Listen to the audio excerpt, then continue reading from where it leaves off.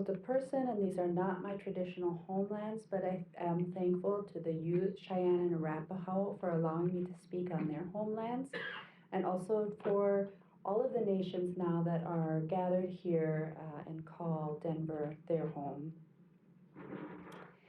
As I proceed with this presentation, I just want to let you know that I'm speaking from my own perspective. I took the route to just kind of think about what are some of the questions I'm confronted with on a daily basis in my curatorial practice. And so while I will have some things here that I can speak to, I'm not really telling you exactly how you should think, or you may have friends that have a different point of view, but really just trying to think, these are all the things that, well, they're not all, because they only would let me talk for 20 minutes. These are some of the things that I am trying to consider in my daily practice. Let's see. Well, now you know the name of my presentation. I guess I should have flipped to that first. To display or not to display? That is the question. But seriously, that is one of the questions, right, with Native art. It's not the only question. There is a follow-up question to this, and that is how to display Native art. And I have this kind of funny slide up here, but this really isn't that funny for Native people. We do not want to be displayed like bugs on the wall. We are not your specimens for observation, and neither is our artwork. And so we really, curators working for these institutions are really, we should really be considering this. And I try to consider this too. How am I looking at this piece created by Native hands as a piece of artwork and not as a history lesson? A follow-up to that is often bonnet or no bonnet. Do you guys know what like a vitrine is? Like these plexiglass covers. This is a conversation that comes up because for many Native nations, our materials are alive, they are holy, or they are, if they were, like I'm thinking particularly of a jingle dress, if that was in a home situation, that dress would be fed, it would be in community with the family and with its maker. And so as a curator of Native art, we are trying to, I am, and then my colleagues, we're trying to balance, what the needs of the community are or their desires, how they think that the piece can be best displayed, how this piece can be safest, because even if we want to have something out in the open air, there are, well, I'm just going to be honest, people love to touch stuff, like I get these reports all day long, and it's never the kids, it's the grown-ups that are touching this stuff. So these are some of the questions that I'm thinking about daily. So I have just 3 words for this slide, and they are no. No. This is never okay, but a lot of places are still grappling. I mean, they are. Well, I think there is heightened awareness right now, and I see improvement among places like the Field Museum is reinstalling its galleries, places that were deeply embedded in their own way, that they're just like awakening and they're trying to do justice to these works. There's still some places that need some catching up to do, but this is a good example of, a kind of display that is placing us at one point in time in history, and they are also using our artwork to teach a history lesson instead of like observing the work itself. Do you like that little guy? He's like, whoa! So this, I'm very proud. I've recently come to the Denver Art Museum. I wasn't responsible for this installation, and this is from our permanent galleries, but I did see this installation. And at the time, the Denver Art Museum was really a front runner of trying to get things out from underneath the glass and to really respect how Indigenous people wanted their items to be displayed. So all of our collections right now are taken down because we're reinstalling these galleries, and I will be a part of that. So I hope it's like even more awesome than this.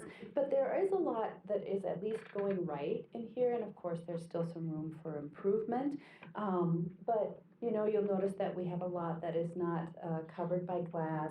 We really were trying to avoid like this bug on the wall situation, and also to some extent to allow the artwork to be seen in community with other artwork.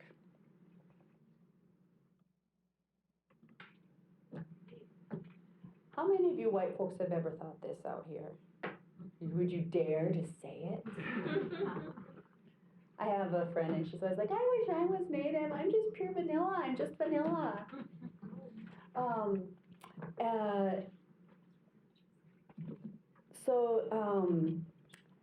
uh, in curation, we are struggling with this too. We're really trying to figure out this answer of should a Native person be in charge of Native collections? And it's, in some ways, it's a tough question just because there's good people with good intention at every point in the process of becoming a Native art curator. And, you know, complicating this even further, many non-Native people handle this situation very differently. And even, you know, and then on the other side of that, me as an Indigenous person, I don't want to be like pigeonholed into only being allowed to curate certain things because I am Native. And so I do not have any right or wrong answers to this, but I do have just like some anecdotal stories. I have one friend, and she is very honest and says, I consider it my job to put myself out of a job. She is very good about mentoring Native curators. She feels like she is privileged to be shepherding these collections, and what she is going to do with her time is make sure she's making space for young Indigenous people who are interested in working in the museum and allow them to get the experience they need to take over her job. I have another friend who says like, well, I mean, I get it. I believe in that in theory, but I studied this for a long way, and just because somebody's Native doesn't automatically mean that they know everything about Native art. And, you know, I'm a perfect example of that. I'm a Lakhóta woman. I grew up in like the Dakota homelands with a lot of Anishinaabe influence, and I have to study to learn about the Ute. I don't know the Ute life ways or things like that. So there is something to that argument as well. I have another friend who says, I'm not Indian. I wish I was. No, maybe he doesn't say that, I don't know. But he does commit his curatorial practice to never doing things in a solitary way, to partnering, to really not making his decisions without community input. So those are like three of how my non-Native friends are non-Native friends are approaching this. And then, you know, on the other side of that, there might be some Crow people that just do not want me touching their stuff, you know, because I'm Lakota. Or there might be Navajo people who say, like, I would rather have a white person that's shepherding my stuff than like a Ute person because we were traditional enemies. So I really don't have, again, these great answer for you, but I'm just trying to talk to you about what is going on, how we are having these conversations when we're going to conferences and stuff.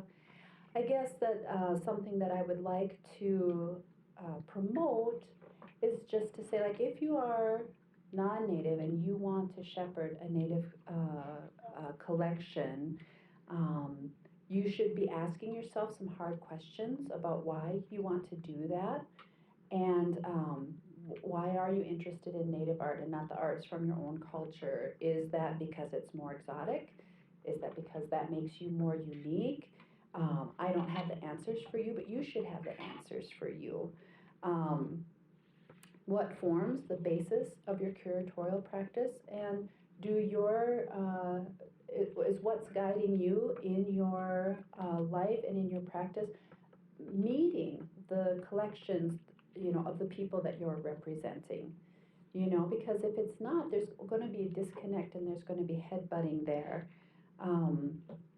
Are you, as a non-Native person, committed to the communities you represent? Are you making room for other ways of knowing? Are you making room for young Native curators? And finally, are you working to indigenize colonized spaces? You know, this is something that, like if you curate painting and sculpture, you're never going to be asked this question, but would you sacrifice your career to be the voice of the people you're representing? Native curators are placed in that position, and they are often at odds with collectors and their institutions as they try to represent their communities. So those are important questions that if you're going to go into Native curation, you should be prepared to answer, at least for yourself in a good way, says the lady on the soapbox. I only want authentic Native art. Like, what are the ethics of purchasing or acquiring Native artworks, and how might these ethics differ from collecting other things? I feel like one thing to avoid, whether you're collecting Native art or curating Native art, is purchasing, collecting, or just valuing items from only a certain time period, let's say before 1900 or 1850. And for a long time, I think things are really moving along. We're kind of like I would say, like in a renaissance of Native artwork. And there's a lot of opportunity for contemporary artists, but that was not always the case. And often the idea was there's only a certain kind of Native artwork that is pure and that is authentic.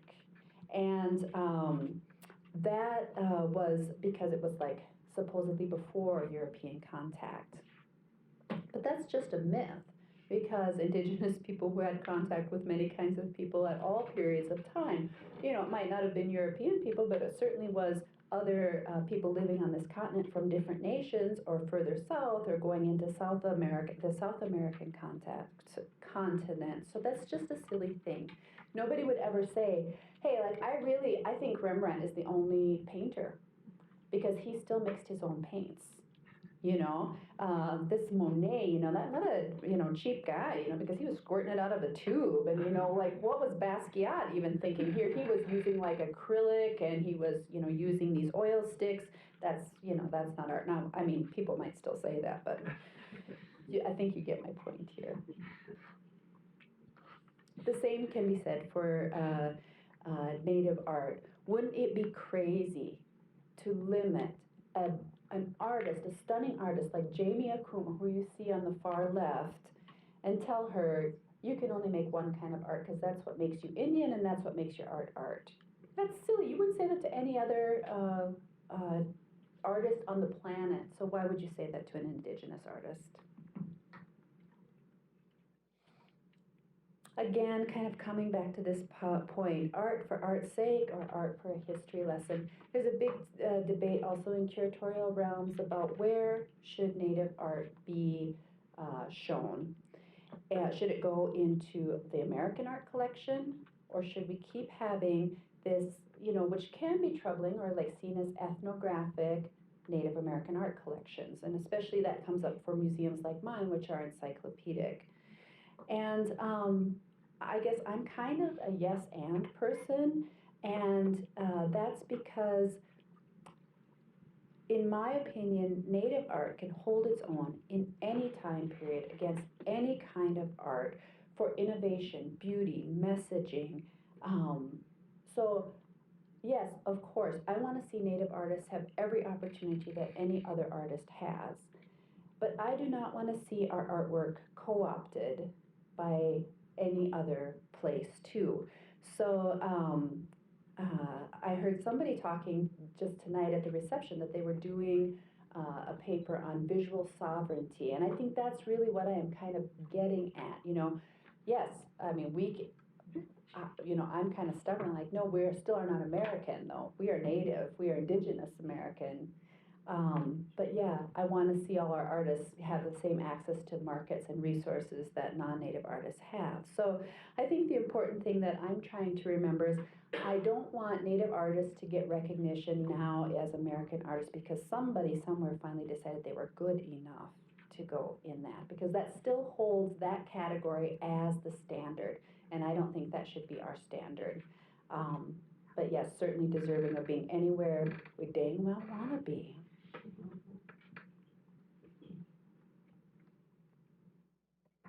The role of the collector. So there are many, many good people out there who collect particular items simply because they find them beautiful, they have a connection to the place, they know the artist. And the places like the Denver Art Museum, we really benefit from that kind of generosity and generosity of spirit. We had a donor, a very generous donor. His name was Dr. Lauren Lipson, and he came from a Jewish family who had been greatly hurt during the Holocaust. And he felt, he was here in America, he became a doctor, he had extra income, and he thought, he wanted to recognize this shared genocide that Native people had experienced and that his people had experienced. And so he really went out and he collected art from Native artists, and he donated it to museums for, asking no recognition for himself. So, there are really great people out there collecting. But then we have like this dude, and this guy is a missionary that was raided by the FBI in 2014. His name is Don Miller. He's from Indiana. And he was, when they raided him, he was in possession of 500 Native American remains. He had been grave robbing. He had been collecting art for over 70 years. And he had 42,000 items in his collection. So just to give you like an idea of what that scale was like, the Denver Art Museum, with all of its storage space and all of its resources and all of the things we have at our disposal, has 18,000 pieces of Native artwork. So this is like, what was going on for this guy. So obviously there's a tendency towards hoarding. And there's other things, he'd bring people into his home and give them tours like the Boy Scouts, or, so he wanted to be seen as an expert. But there's also something that has happened. This myth has been propagated throughout time, and some people really believe in it, that like collecting a Native art or robbing a Native grave is different because they're, maybe Native people aren't as human as I am. There was a disconnect for this guy. And, I don't have to meet this guy. I don't have to see him on a daily basis. But at a certain point, these guys die, and then people are coming to the museum to see what we'll take. And it's kind of hard to resist because you guys maybe don't know, but like right here we have like all this Mississippian stuff. I don't think I can get this right in the middle of the screen. That stuff is beautiful and valuable and very, very old. So we as collectors, as curators, have to not get sucked into this idea of possession or this idea of having just the unique or the one-off or the, trying to climb this ladder, because it really propagates this kind of behavior. And while many of our collections for these big institutions really started with guys like this who had these collections, and then they donated them to a museum, and the museum started, really started from these collections, we in the museum have to be the people to stop it now and to really try to advocate for and support good behavior in collections and not support the bad behavior.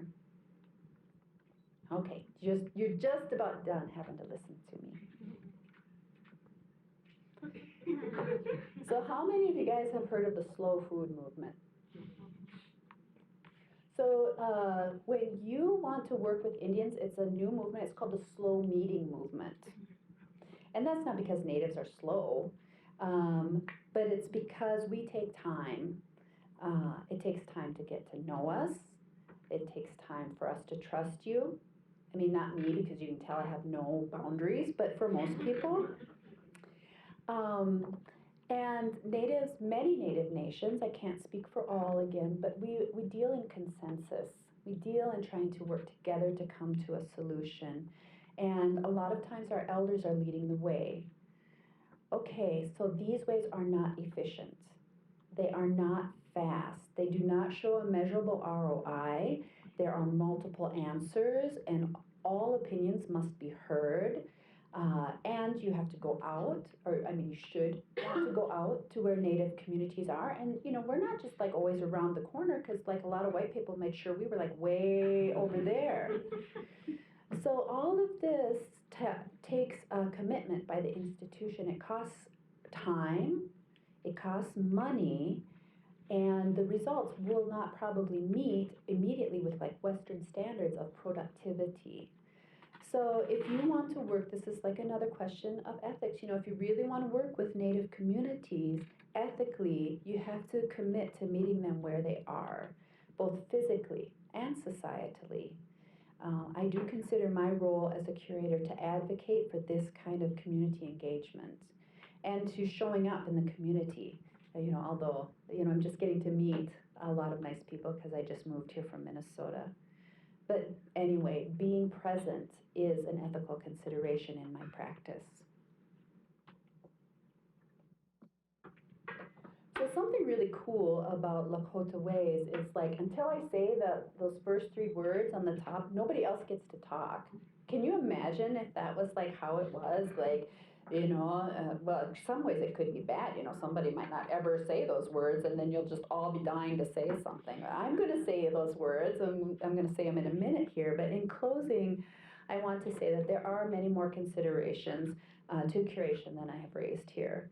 And perhaps we'll get to some of these items during our discussion. I know Angela has some like really great questions planned. But for now, I'll just leave you with a few things and reiterate that I don't have the pat answers, but instead, I really tried to approach this presentation from a standpoint of giving you the insights of like how I'm working through this stuff in my own curatorial practice. And I hope that it has helped in some way. Henana apekte bilama yaye.